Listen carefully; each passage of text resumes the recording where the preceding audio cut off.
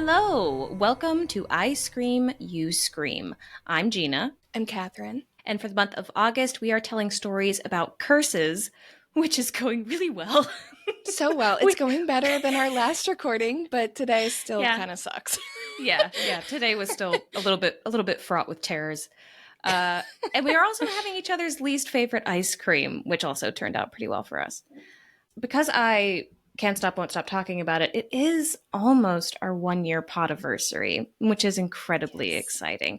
And if you're feeling very generous, the only thing we have on our birthday list this year is that you leave us a rating or a review, preferably a 5-star one. But you can That'd be be honest. great.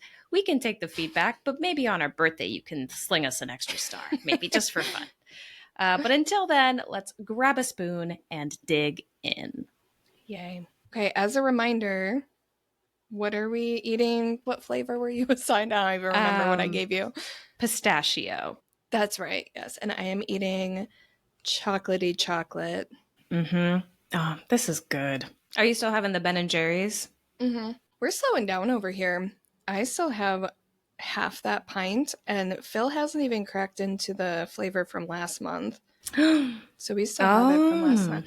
I'm not sure if he's clear in understanding that he's allowed to. I don't know. Or if he doesn't know it's there. I don't know. I'll have to ask him. Maybe he's erring on the side of caution, just I to be think he safe. is. Did I ever tell you about that time we were talking about how that honey I used to bake it made this honey cake I made too sweet? I think so, yeah. Did I tell you that? Yeah.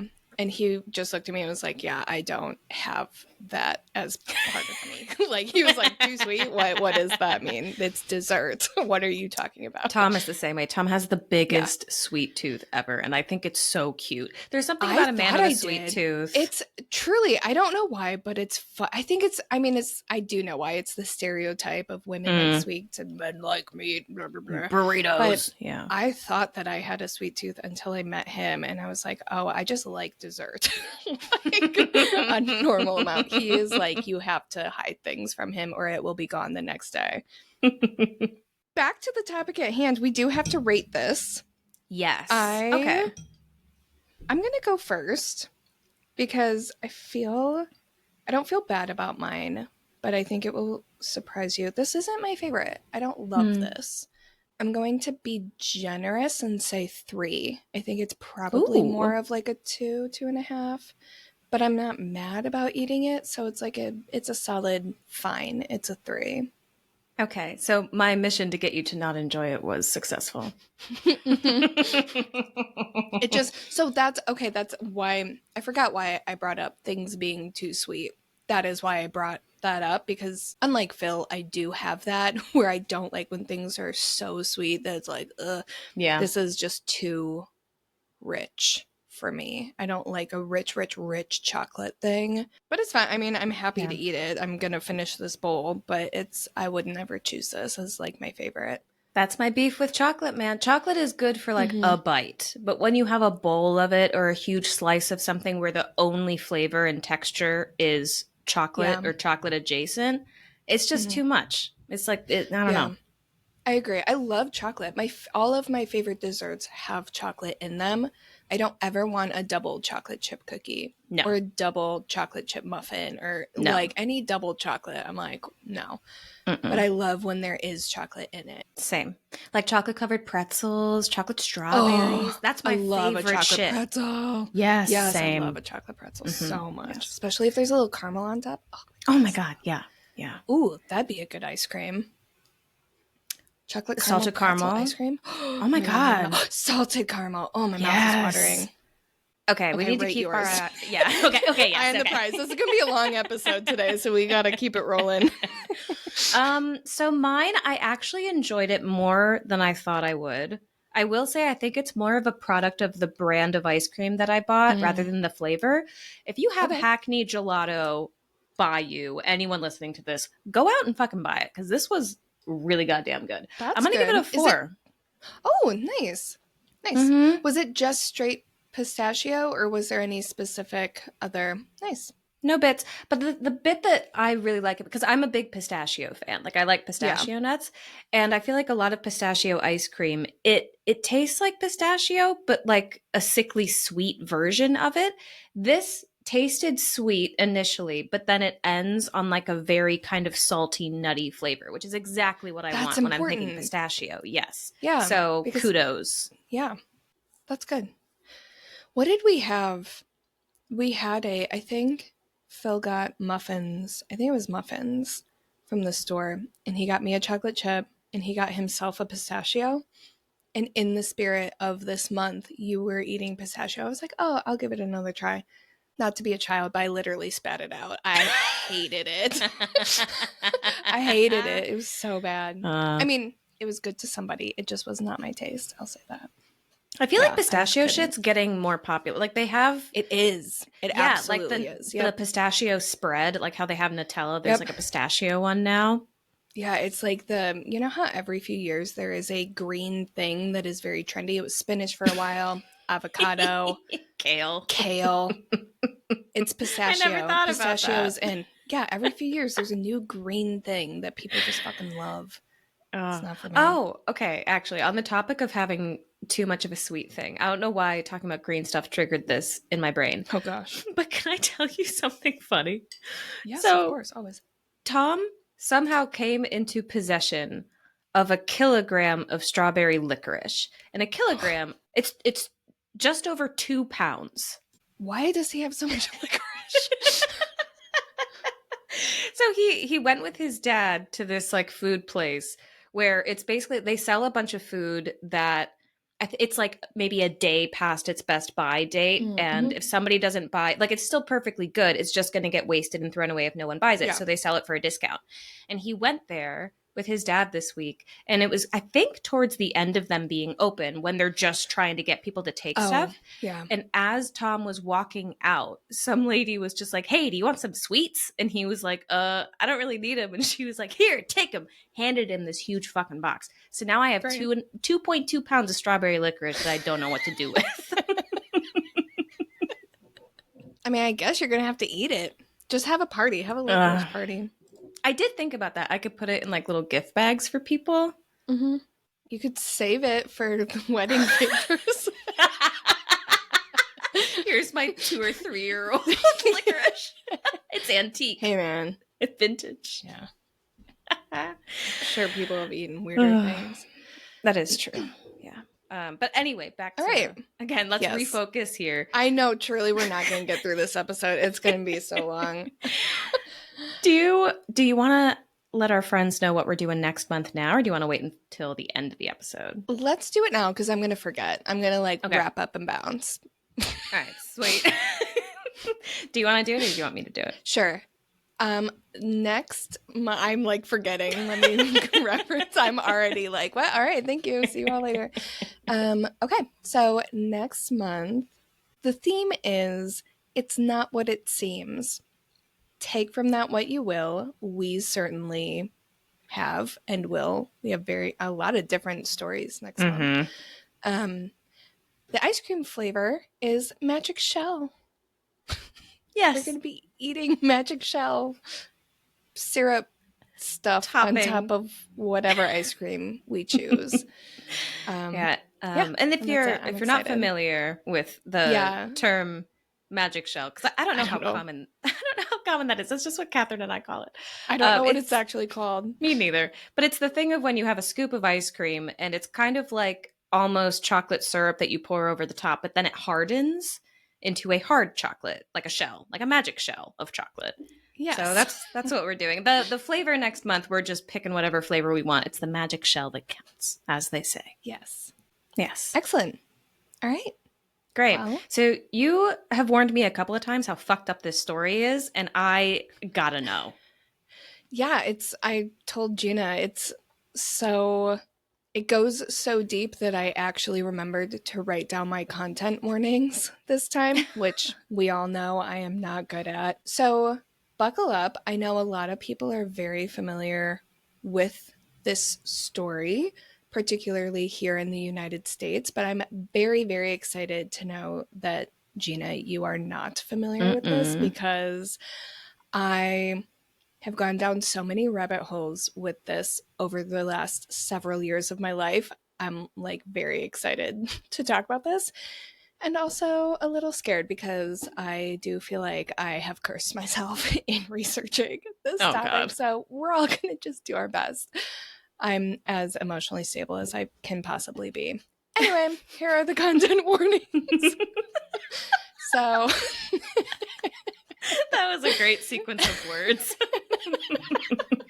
okay, so this list is long and I feel a little like self-conscious about some of them, but I'm trying to cover all of my ground. So the list is we've got severe mental health and emotional health issues, pretty graphic suicide, substance abuse, murder, lots of death in various forms, pregnancy loss, infant death, drowning, kind of accidental cannibalism. I'll go into detail, don't worry. What the fuck? Honestly, probably other things too that I am forgetting. Just be prepared for everything with this one. This story is not so but so.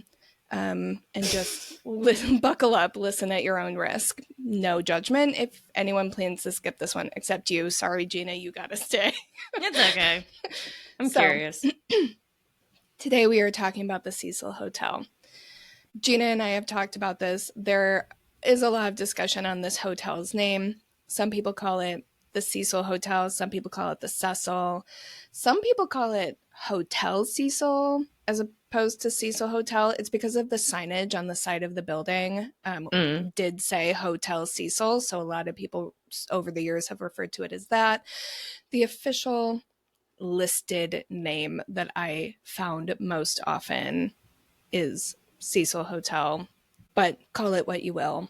The building, just as a little bit of background, was designed by a man named Loy Lester Smith, which let me make sure that's not a typo What? and it's not supposed to be Roy. Hold on one second. Yeah, Loy Lester Smith. I did not practice saying that out loud and I felt like I was Loy. stuttering, so I had to double check. It's not Roy, it's Loy Lester Smith. All right, cool. So he designed the hotel in the Art Deco style. It was designed to appeal to the middle to upper middle class. Back in the 1920s. So think family vacations, people visiting friends or family, men on business trips, things like that. It wasn't quite a luxury hotel, but it wasn't just a dinky roadside motel either. It was kind of like an elevated middle class hotel. It was made for the people who were fancy enough to go on vacation in the 20s, but not fancy enough to stay at something like the Ritz. So Okay, kind of like a nice middle ground, but a beautiful hotel.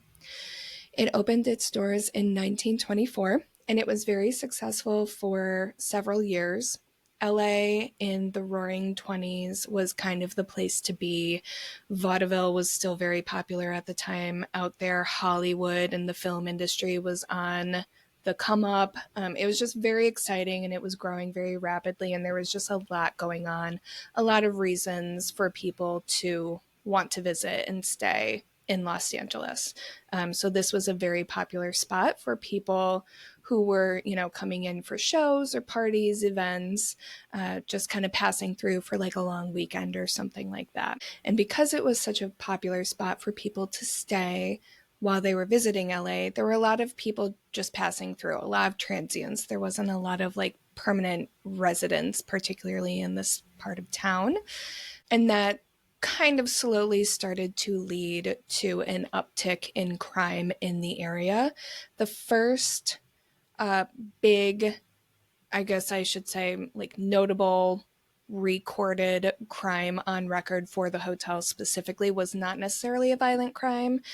It was 3 years after the hotel opened in 1927. A man named John, I think it's Kroner, he was staying at the hotel and he was basically on the run from the law. He ended up stealing a diamond hairpin from someone at a nearby hotel, and he ran from the police and was hiding out at the Cecil, where he was eventually arrested in his room.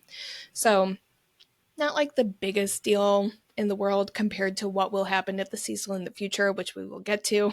But after this, like once crime kind of starts happening, people start kind of staying away and being like a little more hesitant to frequent particular locations. So after this, the hotel's reputation did start to dip a little bit.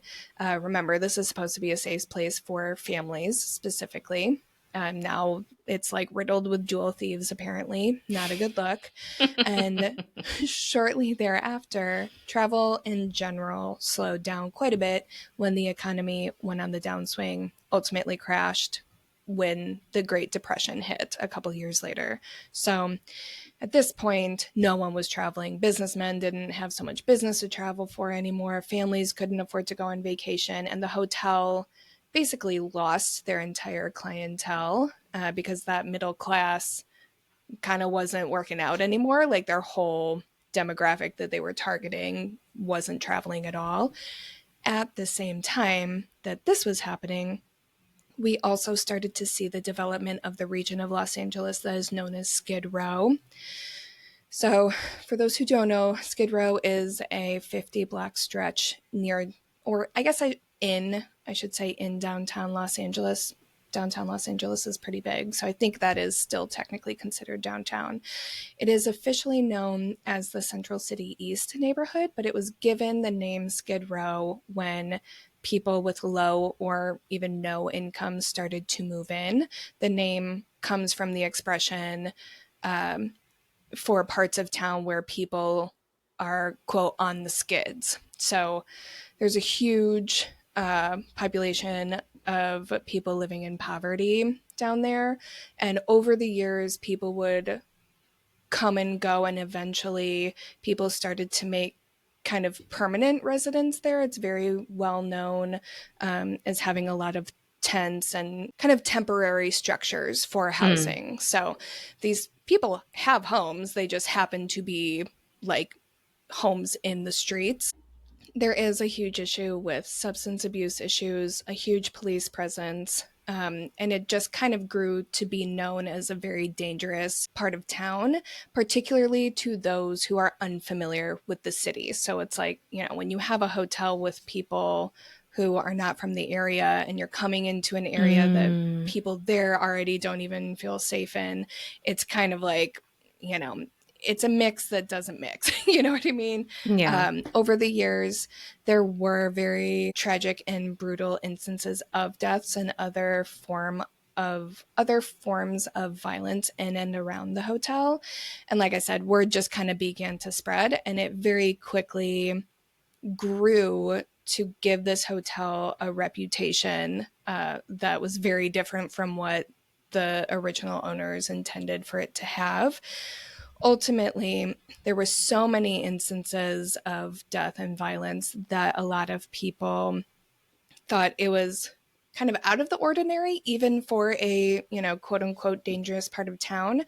And that is how rumors slash beliefs slash whatever you want to call them grew in regards to the hotel itself being actually cursed. And that energy just kind of grew as more deaths tended to happen. So I am going to go through, big trigger warning for like everything about to go through, because I am going to go through and talk about some of the most notable deaths that have happened at the hotel. The first recorded death at the Cecil actually happened before the economy crashed. So the first instance on record is that of Percy Ormond Cook, who was a wealthy realtor from Providence, Rhode Island. He owned an apartment building in LA, and he had basically all the money in the world. He was very successful.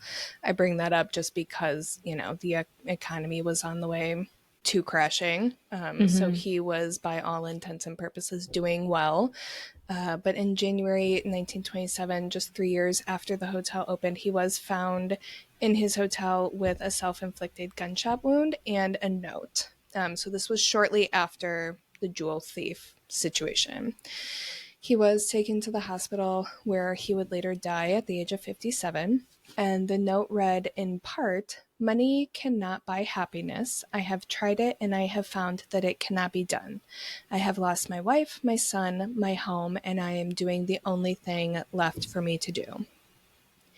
It would later be reported that his wife had left him, and I'm not sure if he was in LA when he got the news that she was like leaving him or whatever, or if he traveled out there because he had property there and just for whatever reason ended up at the Cecil. I'm not quite sure. Mm-hmm. These early stories, there's not a lot written on any of them. Some of these stories have like maybe a few sentences in a newspaper clipping. Like there's not a whole lot of information on these early ones. So that's pretty much all we know about that one. Again, this kind of contributed to people's negative connotation toward the hotel. And then a few years after that, it was quiet for a few years. But then in 1931, a man named William Kelly Norton was reported missing from his home in Manhattan Beach, California. And William and his wife, Mary Courtney, were missionaries in India, and together they had adopted, I believe it was two girls and a boy, on various missions when they went to India. Everything appeared to be fine. Again, this is another thing that everything seemed normal. They were financially, I don't want to say well off. I don't know if they were rich, but they were certainly comfortable. Mm-hmm. And I'll say secure. They were financially secure, and they appeared to just have a happy home and things seemed normal. About 1 week after his family reported him missing, a man who had checked into the Cecil under the name James, I think it's Willis or Willies, it's Willys, who was said to be from Chicago, was found dead by one of the maids, and this man would later be identified as 46-year-old William Kelly Norton. So he basically checked Okay. in under a fake name and died by suicide. It is presumed by many that he was likely involved in more than just missionary work. These are all just, I'm going to say, rumors. Again, there wasn't a lot reported on this. This is just speculation. But a lot of people were having trouble kind of rectifying, like, this guy seemed to have the perfect life. You know, what was happening under the surface that we don't know. And that's the thing. We don't know everything that was going on, and there isn't a lot of information. But a lot of people think that perhaps he had been living a double life, and especially when you're international like he was, there's a lot of space for question mark, a lot of space for like doing weird shit, basically, Mm-hmm. especially when you're doing like missionary work so far from home. Who knows what he was doing or what ended up happening? Then the following year, in September 1932, is when a death was reported that seemed to make people a little more suspicious of the hotel itself. And that's kind of when rumors about the Cecil being cursed and or haunted really started gaining a lot of traction, because these first two were weird and strange, and oh, it's a bummer these people are dying in this hotel, but at least they could be kind of explained away. This one in 1932 was a little bit more mysterious. 25-year-old Benjamin, I think it's Dodich, was found in his room by a maid of the hotel named Carrie Brown, and he had just checked into his room a couple hours prior, and he also died by a self-inflicted gunshot wound. This one, he had left no note, which doesn't necessarily seem that suspicious, but it just felt very quick, you know, like the other two kind of stewed for a while, and they were there for a while, and they kind of had time to work through things. But that kind of gave people some pause, and were wondering like, okay, was this someone else did something to him, or, you know, what else could this have been? What was significantly more suspicious was the fact that there were several other people at the hotel at the time that he would have died by gunshot wound, and not a single other person said that they heard anything at That's all. weird. That is weird. So that's kind of what gave people like everything I just said. It was like, okay, this person's very clearly, you know, deceased. via gunshot, and nobody heard anything. Mm-hmm. People were already kind of hesitant toward the Cecil at that point. It had been open for several years, and it had had a negative reputation for a measurable amount of time at that point. But that really amplified it. This is when the rumors really started to gain traction about the hotel itself. After this third death, the subsequent deaths at the hotel would grow to be more and more, I'm going to say, unhinged as the years went on. Part of that, I think, is due to like the economic downfall and just all of the people passing through. A lot of them had severe mental health issues. Part of it is also due in part, I would say, to the growing reputation that the Cecil had, and people like picking and choosing. I don't want to say what they want to see, but like once you think something is cursed and somewhere is haunted, it's easy to like pick up something that might be normal and turn it into something a little darker. Mm-hmm. I will say I've said this like at this point multiple times in this recording, but I think we're going to edit it out, a lot of it out, because I'm like struggling to get through this recording. I do believe that the Cecil is cursed, but I also think that that is due to like all of the negative things that happen there versus it is cursed, therefore these negative things happen. I think it's like kind of a mix of both. In any case, this is me taking a little bit of a mental break before I dive back into talking about these deaths because I'm struggling. So here we go. I'm going to list a few more. The next very notable one is in 1934, a 53-year-old man named Sergeant. It's either Louis or Louis. I don't know. I'm going to say Louis D. Borden died by suicide. And this, sorry, I don't know. Like, he basically, I don't know if I should say it on the podcast. I don't know how dark we want to get. Basically, he like took a razor to his own neck, which I'm sorry, content warning. Jesus Christ. I'm like, ugh.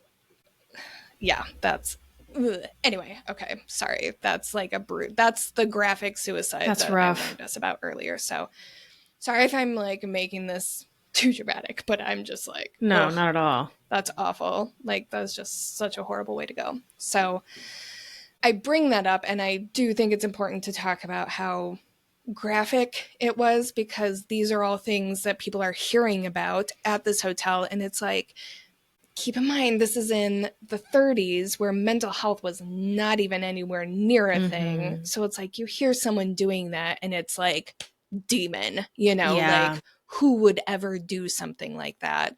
Like nobody in their right mind would do something like that. But like people didn't understand people not being in their right mind unless something evil was part of it. So all of this is contributing to the cursed reputation of the Cecil. So another, I guess, form of suicide or death that the Cecil is very well known for is people jumping from the building. A couple years after this sergeant died by suicide, a 25-year-old woman named Grace Margot either fell or jumped from one of the windows on the 9th floor.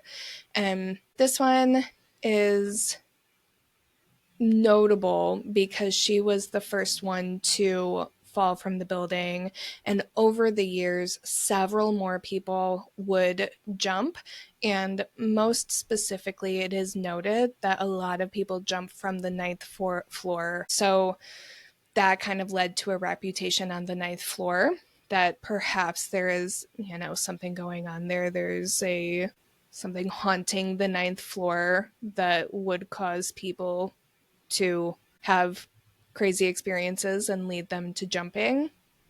I'm definitely going to say the 9th floor was probably haunted. Again, whether it was before or after, I don't know, but I certainly believe that it is now, even if it wasn't to begin with.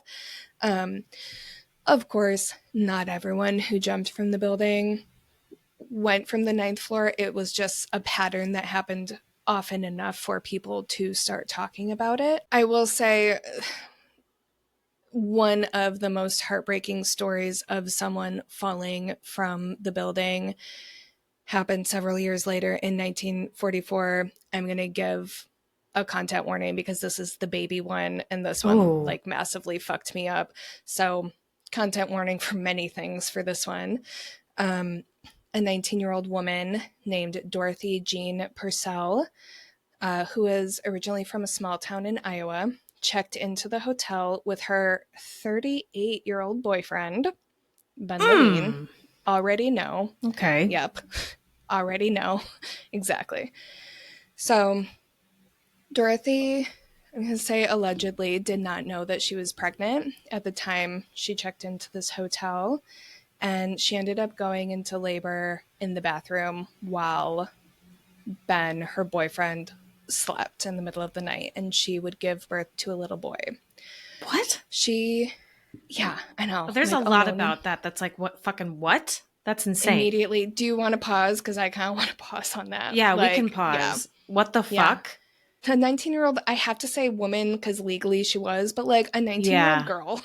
Sorry. Didn't know she was pregnant, gave birth alone in the bathroom while her boyfriend, who was 20 years her senior, slept. Conveniently did not wake up for any of it. Must have been a really deep sleeper. Mm-hmm. Okay. Literally the age difference between her and her boyfriend is the age difference between her and the baby she was giving birth to. That is horrifying. Paint that picture for everyone. Oh my God. Ew. All right. Yeah. So it does get worse. So just, yeah. She said that the baby was not moving when he was born, and she was rightfully scared because she didn't know she was having a baby. This guy apparently didn't know she was pregnant.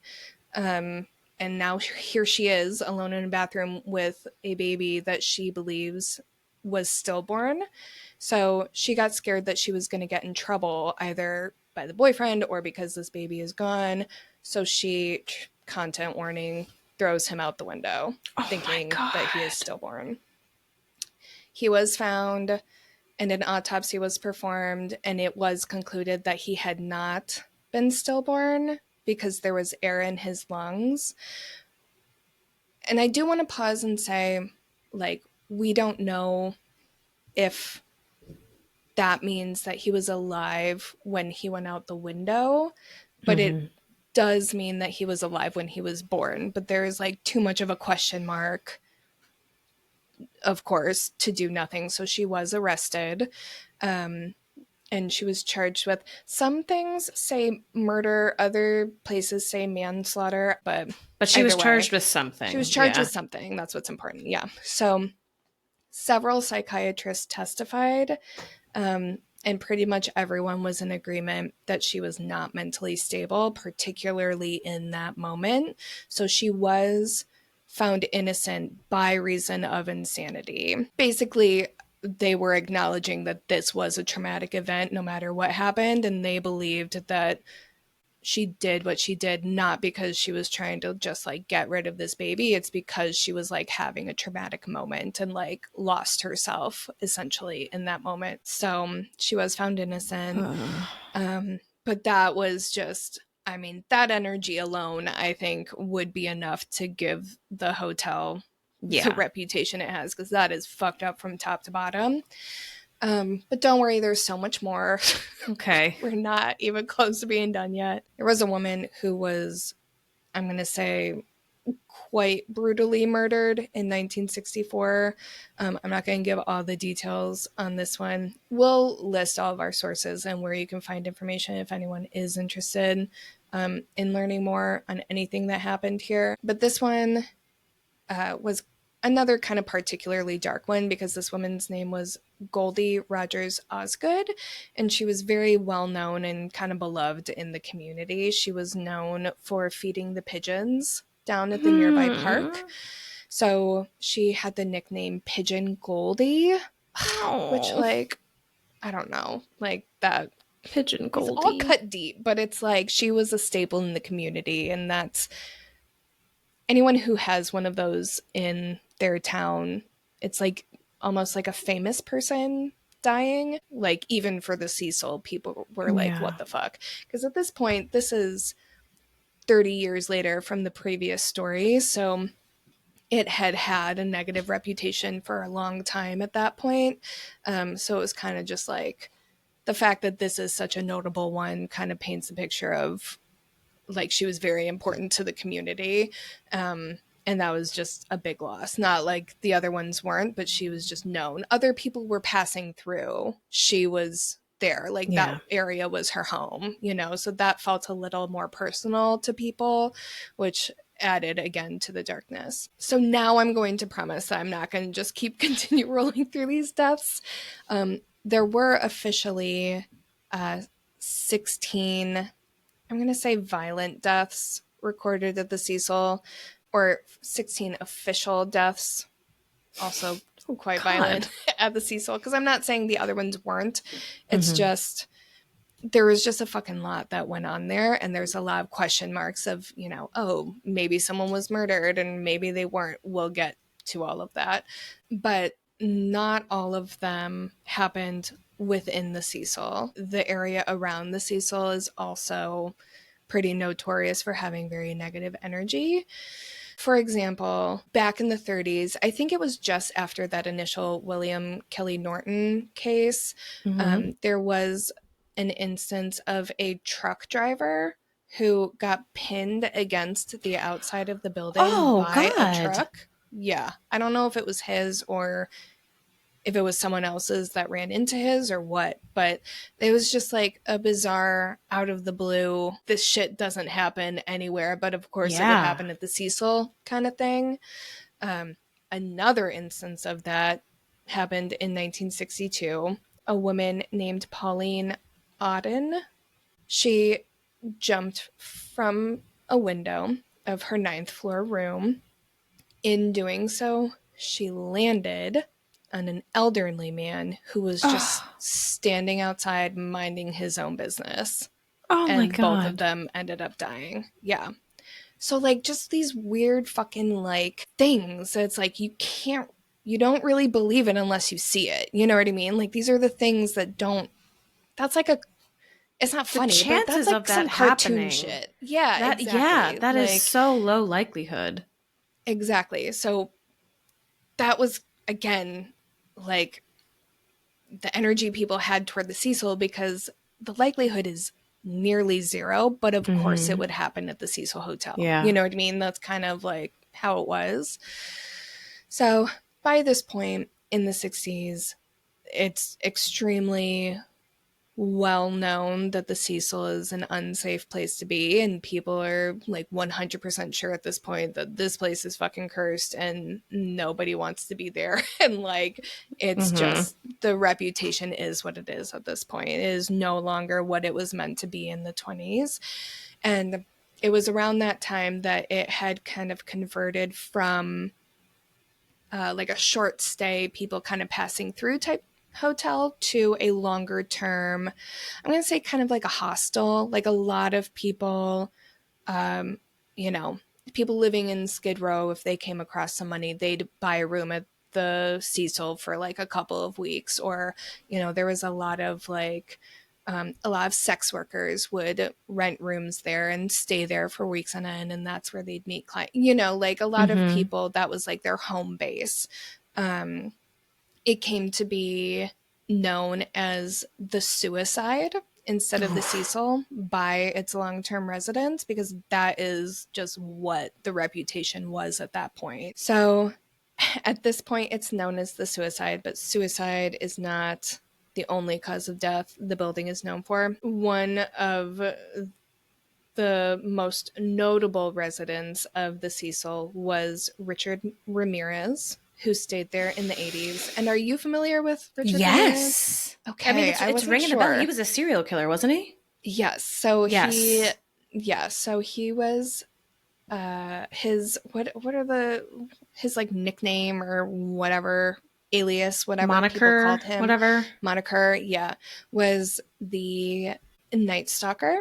Yes. Okay. Yes. And there's a very, I don't want to land on him too much because I don't love giving him attention. But his story is interesting, not because of him, but it's an interesting, his arrest was interesting, and I'm sure many people are familiar with him, but if you're not, highly recommend. There's a documentary on him that was very popular a few years ago. That's probably why it rings a bell for you. Hmm. Anyway, he stayed there in the 80s for, I think, just a couple of weeks, like while he was committing the crimes that he was committing. And it is said, there is a rumor that many people believe holds quite a bit of weight. They are just eyewitness accounts, and I don't know how much proof there is to this, but some neighbors in the Cecil saw him on at least one, maybe a few occasions, walking through the hallway of the Cecil covered in blood. Ugh. And he would basically disrobe in the hallway, throw his bloody clothes in the garbage chute, and like fuck off back to his room. And nobody said anything because it's the Cecil, and like Yeah. weird shitty things happen at the Cecil. So it was like, there's Don't some be a bloody rat. guy, Yeah. who cares? Right, exactly. I don't know if that story is true. If anyone out there has like reputable proof, the only sources I could find were like Reddit and tabloidy type things. It's very much feels like just a rumor, but I don't know where it was originally stated. So if anyone knows, feel free to let us know. He's not the only serial killer that stayed there. I don't know how to say this guy's name. I'm realizing in this moment, this is another one I've only ever read it. I think I said that about something in my last episode. I'm familiar with him, but I don't think I've ever heard anyone say his name. Jack Unterweger? Unterweger? I don't know. I don't know I of don't this know. He's person. Austrian. And his story is interesting. I'm not as familiar with him as I am Richard Ramirez, but basically, he was in prison for a little while for murder in Austria. And while he was in prison, he became this like literary legend. I don't know. He basically got out of prison and had this very successful career as a writer. So Oh, he good for was in him. LA. Exactly. Yeah. He was in LA on assignment for some, as like a journalist, committed a whole bunch of crimes, uh, killed a lot of people, and he did so from the Cecil Hotel. And that one's particularly dark. Not that the other ones haven't been, but his target demographic was sex workers. So the Cecil was kind of Oh, that's like horrifying. It was just a awful. hunting That's ground. hunting ground. And honestly, like that's something I can't even go into. Like I wanted to like do a whole thing on that because that's a Oh, problem to this day. But we that is can. something we'll talk about that someday. Yeah. Right now is not that I'm like too weighed down by too much stuff from this episode already. But you know I want to. Mm-hmm. Um but that's what the Cecil was. Like it was a place where people who were deemed unlookforable would go missing. You Mm-hmm. know, like that is just what the Jesus. situation was. So again, like all of this is to say, like there's just so much negative energy. What there is another rumor I wasn't going to bring up, but I'm going to bring it up because we're talking about like what did or did not happen there, especially with these big names. There's another rumor that I could not officially confirm or deny by any of the sources I found, but it is said that Elizabeth Short, the woman whose death was known as the Black Dahlia murder, do you know Yes. that one? Yeah. Yes. Yes. Yes. So that one we might do an episode on one day because that's another one that I was just so obsessed with when I was little. But Mm-hmm. like all these like super dark ones, we'll do them Sunday, not anytime soon. Yeah. Um, it is many people claim to have seen her at the Cecil Hotel bar the Oh night my that she went God. missing. I don't know if that's true. I don't think anyone knows whether or not that's true. I wouldn't That's be another just shocked. kind of. I wouldn't be shocked either, but I also am like, that just seems like something that someone would blame the Cecil on. Mm. You know what I mean? Like, oh, this big, because that was a big mystery for a very long time, and it's still a mystery in certain ways to this day. So, any mysterious thing that happens in LA, people are like, Cecil. You know what I Mm-hmm. mean? So, Yeah. I wouldn't be surprised, and I would be surprised, I guess. Like, I wouldn't be surprised either way. I'll phrase it that way. So, all of this is just kind of a little taste of all of the numerous things that have gone on there. I will say, of course, it would not be a podcast episode about the Cecil Hotel if we did not bring up the case of Elisa Lam. Are you familiar with that? I'm sure you're familiar with this No. case. I don't know if you know it by Maybe name. once you start telling it, it'll yeah. I'm sure you probably will recognize this one. So this one happened in 2013, and this is something that puzzles people to this day. We'll go into it a little bit deeper as to why. But just as some background, Elisa was originally from Vancouver, British Columbia, and she was born to immigrants from, I believe it was Hong Kong, China.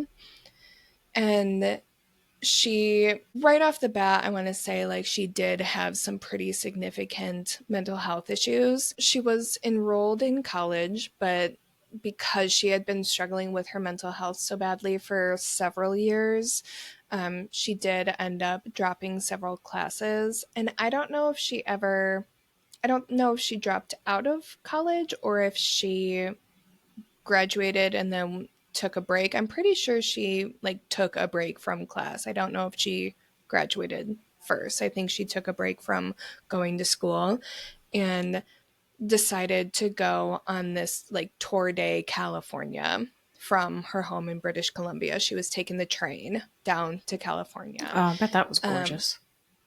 Honestly, so gorgeous. Like, this is a very sad story, but if it had not ended the way it did, it would be just the most lovely experience, I'm sure.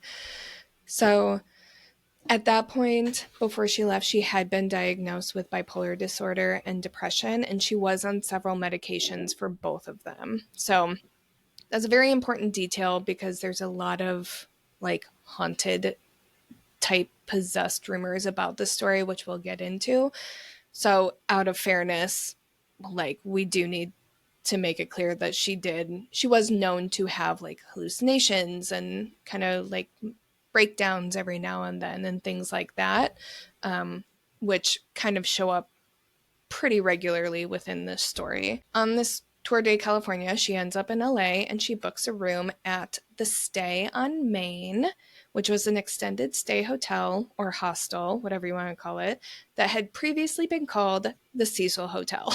Oh So my at this god. point, they have rebranded. They were trying so hard to distance themselves from what they were. 2 years prior, in 2011, is when Cecil changed his name to Stay on Main.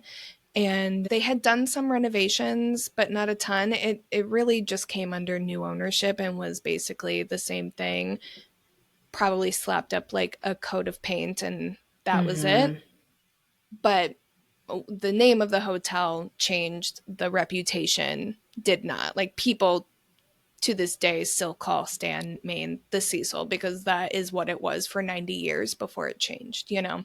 Yeah. So she ends up at the Stay on Main and is assigned a room with some other young women around her age, and they all immediately start complaining to management that Elisa is acting super weird. She had been leaving them notes that said things like "go away" and "stay away from me," and at a couple different points locked them all out of the room. Oh.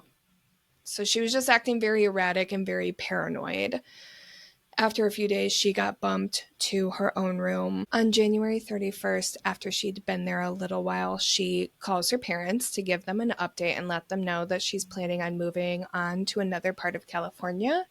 And that was the last time they would ever hear from her. She never contacted them again. They never got like the confirmation that they got, or that she got to where she was going. So they call the police in LA and they start looking for her. And that is when they uncover elevator security footage, which is now infamous. And I knew this is what it was going to be. Yeah. I remember this. Yes. So to this day, this is some of the most, like, I'm going to say mysterious footage and most, like, I want to say like rumor or speculation inducing piece of video evidence for any crime basically ever. I mean, this is a top 10 for sure. Basically, for those who have not seen it, I think it's something we can probably stitch in. It's like public domain, I believe. I Oh, don't think okay. we'll get in trouble if we share it. If nothing else, we will link it in the show notes so that anyone who hasn't seen it can take a look. But basically, if you're not in a spot to look at a video right now, she can be seen on the camera in the elevator very clearly in distress. She's like talking to herself. She's like looking around. She's like pressing the buttons on the elevator. She's like trying to get back to her room. It seems like she's running from someone, but nobody is there. The other thing is the elevator doors never close before she starts hitting all the buttons. So a lot of people are like, okay, it's very clear, quote unquote, that, you know, she's being chased by like some entity or whatever. So that's kind of where the supernatural, paranormal, whatever argument comes in, because no one ever comes for her. Keep in mind, she could very easily have been hallucinating. She was known to have hallucinations when she wasn't taking her medication. A lot of people just note that it's strange that the elevator was also acting strange. This is a million-year-old building, so could have been an electrical issue. You know, like this is just like the discussion around this situation where it's like, you know, it appears to be one thing, but it also appears to be another thing at the same time, you know? So it's just very confusing and very strange to see. It also is the first real, tangible, detailed video footage we have on the Cecil that already has this very spooky and cursed reputation. So it kind of was just like, a lot of people were like, see, it's haunted. Mm-hmm. You know what I mean? Yeah. Like, it just was very shocking. And the fact that it was at the Cecil, like, made a lot of sense to a lot of people familiar with the Cecil's reputation. But yeah, so she's kind of like, it looks like she's dodging something. And then at a certain point, the elevator never closes and never goes anywhere. So she just gets out and walks away. And you never see her ever again. A couple weeks later, on February 19th, guests in the hotel started noticing there was something weird going on in the water. At first, people started complaining that it tasted very strange, and then eventually the water turned black. So a maintenance worker went up onto the roof to check the water tanks, and inside one of the tanks, he found Elisa's body. So sorry, but that's the accidental cannibalism that I content warned at the beginning. A lot of people, very rightfully so, were like super fucked up by that. Like that is Oh God, yeah. absolutely horrendous thing for anyone to experience. Blech. Most notably, like, man, that is one of those things I'm just like, my heart goes out to her family, that maintenance worker, like, just like, that is just an absolutely astonishing awful thing to experience. The fact that she was found where she was and how she was is also kind of astonishing to a lot of people because there was absolutely no way she could have gotten up there by herself. But the autopsy showed no signs of physical trauma of any kind. A lot of people argue this, that there were signs that could potentially have shown trauma, but, you know, the other side of the argument is I'm not going to go into detail about any of that, but the other side of the argument was that all of the signs people were pointing to are also things that could happen after 2 weeks worth of decomposition. So it just continued to be well, it could be this or it could be that. This is another one I think we've talked about this, I think, all through Cursives Month, that some people are like, okay, this is proof that it was paranormal, because how could she have gotten up there? What was she doing in that elevator? Like, how did she end up here? And like, no other security footage caught her getting onto the roof and getting into this tank by herself, etc., etc. Other people are like, okay, well, it could have been a maintenance worker. You know what I mean? Like, it just was one of those, there is never going to be an answer, unfortunately, which like is its own type of heartbreaking, and I absolutely hate it. They also found that she did have her medication in her system, which kind of is a rebuttal to her hallucinating due to not being on her meds. So people are like, okay, who was she running from and what was happening in that elevator? But on the other hand, the amount of medicine that was in her system could have shown that she had stopped taking it like a day or two prior. Do you know what I mean? Like, it's just like, because it's not like you take the pill and you immediately, like, it takes a couple of days or even a couple of weeks once it's in your system of regular use for it to take effect. So if she had stopped taking it a few days prior and then started, it would still be in her system. It would still be in her system. And even if she started retaking it, that doesn't mean that she would feel better right away. Right. Yeah. Okay. Exactly. Yeah. But, and that brings up the question of like, okay, how, like, if the medicine was still in her system, theoretically, it would still have been working and therefore she wouldn't have been hallucinating. But that is dependent on, you know, like, that's different from patient to patient. I don't think there's any way they can conclusively say that she was or was not hallucinating as a result of not taking it. You know what I mean? So like, every single piece of evidence doesn't really prove anything in this case, which in and of itself feels to a lot of people very mysterious and supernatural and just cursed. However, it feels very cursed. Yeah, it feels cursed because it's like, even if she didn't die as a result of the curse, there's like a prevention from getting the answer, which is just horrendous, you know? So that kind of brings us, I don't want to say to the end of the story, because there is so much more that has happened at the Cecil, but that brings us to the end of all of the research I have the emotional capacity to conduct. Where do I stand on the Cecil? I definitely think it's cursed. It's absolutely haunted. I'm 100% certain of that. There's just too much negative energy. The things that we've talked about are a very small percentage of everything that has actually happened there.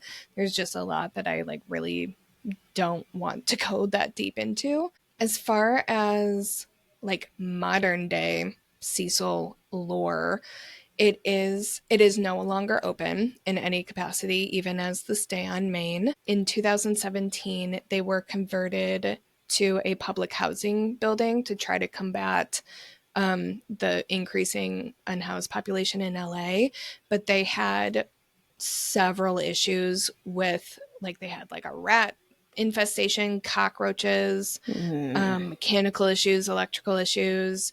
They had a significant black mold problem. Yeah, God. So they basically had just so many issues, which is another thing that's like, black mold can cause issues.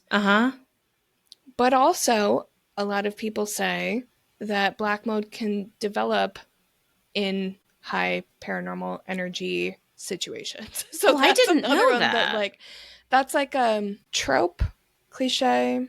I don't know. Basically, like, black mold is symbolic of negative energy. So a lot of people think that if you have a like demonic or cursed location, like, black mold can be a sign of that. It just depends on which way you want to look at it. It's either one way or another.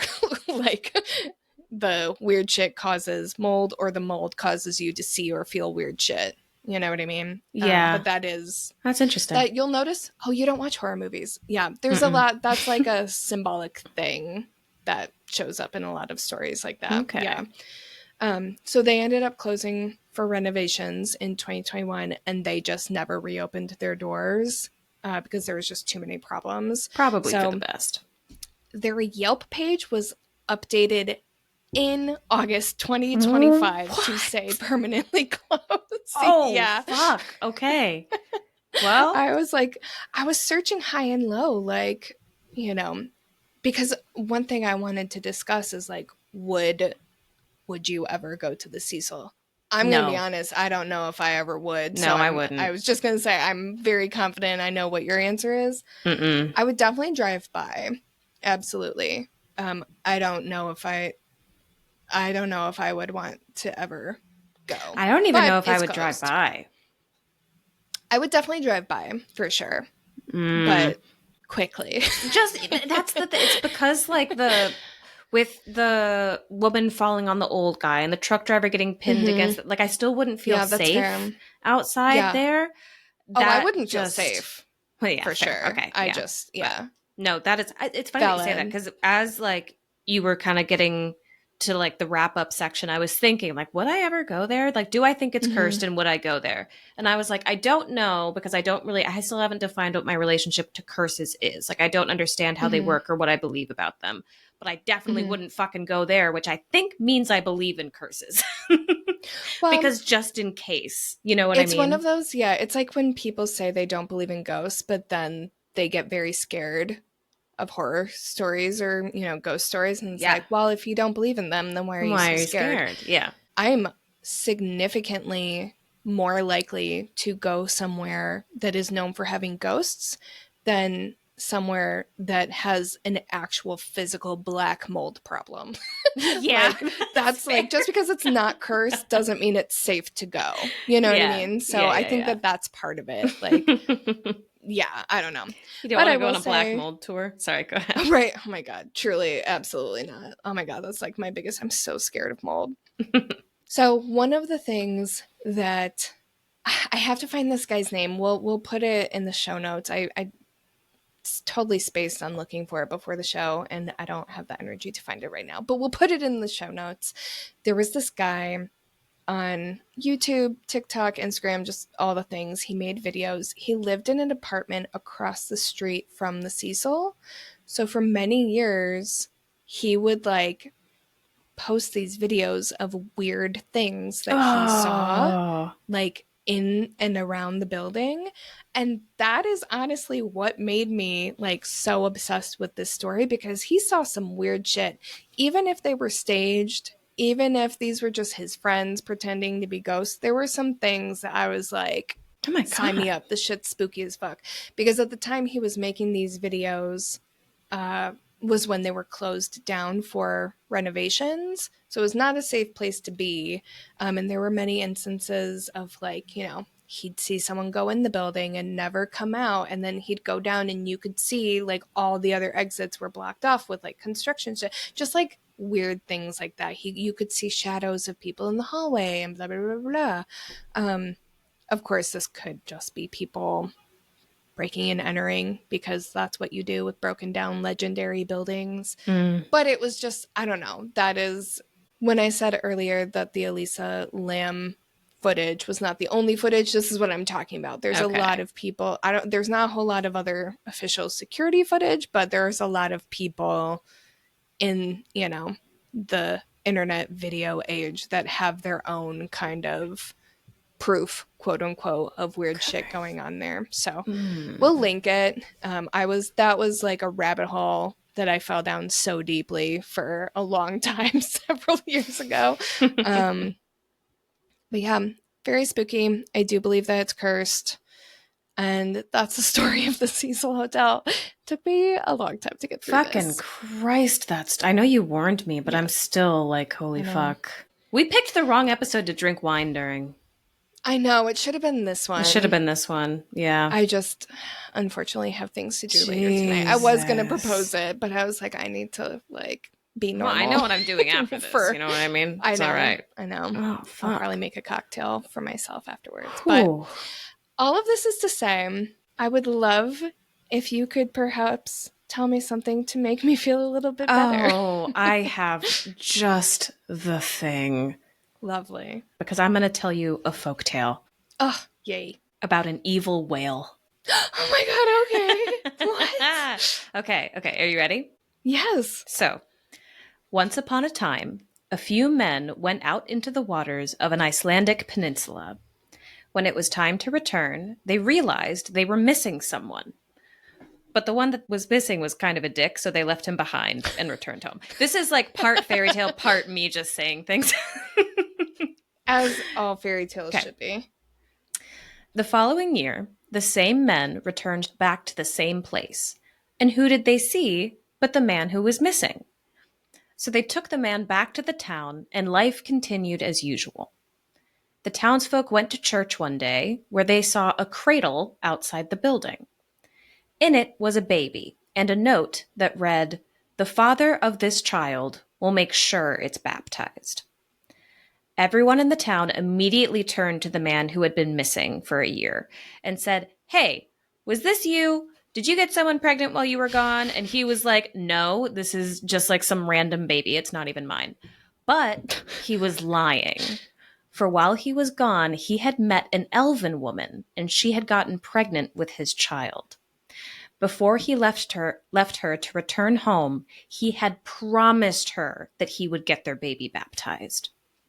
And as soon as the lie left his lips, the elven woman suddenly appeared out of nowhere. She turned to the man, pointing at him, and said, "I cast a spell on you, that you shall become the worst of evil whales in the sea and wreck many ships." Oh my god. I know. I like the idea of an evil whale. I've never heard of an evil whale. Me This neither. is fascinating. Yeah. So Huh. the elven woman seized the cradle with the baby and vanished into thin air. The man was overcome with the curse and sprinted towards the water, jumping off a cliff into the sea where he turned into the worst of evil whales. And he was called Redhead because he had a red cap on him. Redhead the evil whale. What? Mm-hmm. What? Yeah. It gets weirder, That's but funny. like in the most wonderful way. Okay. Redhead sank 19 ships across the coast and harmed many people in doing so. And 2 of the men he killed were the sons of a blind pastor. The blind pastor was overcome with grief at the loss of his sons and anger, but he was also cunning and patient. Soon after he lost his sons, he asked his daughter to take him down by the fjord. So she guided him down, and when they arrived, the pastor stuck his walking stick into the ground, leaning on it and waiting. He asked his daughter what the sea looked like. She told him it was mirror smooth and calm. The pastor waited a while and then asked her again, "What does the sea look like?" And this time, the daughter said that she could see a black stripe coming up the fjord, heading straight for them. When she told him that the stripe was close, the pastor asked her to lead him inland, and the stripe kept pace with them, heading to the end of the fjord as it grew shallower and shallower. When the fjord turned into a river, the daughter watched as the stripe, which was Redhead the whale, struggled to follow them through the river, squeezing itself in between the banks. The pastor and his daughter clambered up a mountainside with Redhead in pursuit. They climbed to the top of a waterfall, and the daughter looked on as the whale climbed the waterfall with them, causing the earth to shake with a thunderous roar. The pastor and his daughter didn't stop until they reached a lake, now known as Whale Lake. When Redhead reached them, he died of exhaustion. No one has seen Redhead since that day, but impressively sized whale bones have been found near the lake's shores, leading many to believe the tale of Redhead is true. Oh my That's my story. gosh. Wait, I bet it's true. It's fucking awesome, isn't it? That's wild. Well, that was a lovely story. I loved that story. Yeah, a little bit of levity. Yeah, I enjoyed that it. was good. Tom, it was in a book of Icelandic folktales that Tom picked up while we were on vacation, and he was reading it in Okay. bed one night, and he was just like, "Hey, can I tell you about this story that I'm reading?" And I was like, "Yeah." And he was like, "It's Aw. about an evil whale named Redhead," and I burst out laughing. I thought it was like the funniest thing in the whole fucking world. And then Honestly, he read me that the is story, and amazing. it's just fun. I mean, but not funny in like a haha, your culture is silly way. Funny in like an elven woman cursed a whale to become Yeah. evil and have a red cap. That is so cool. Hell yeah. I love a fairy tale. I love a classic fairy, like what fairy tales were originally. Like some of, have you ever like the dark read ones? a book of just like Grimm's fairy tales before they were all Yes. Disneyfied? Mm-hmm. Amazing. They're Yeah. so good. I'm a big fan. They were so, like, fairy tales are so violent. So violent, so dark. Yeah. Cinnamon is so upset right now. I'm sorry if you can hear her. That's okay. Yeah. Well, thank you for telling me that very dark and adorable evil whale story. I hope it helped a little bit. It did. Okay. Well, I hope you have the most restful, peaceful rest of your day. Thank you. Yeah. And I hope that for you as well. Oh, well, I don't have far to go. It's dinner time and then bed. Yeah. All right. Go away. Well, Sorry. until next time, little spoons and little cinnamon, keep it cool. Keep it creepy.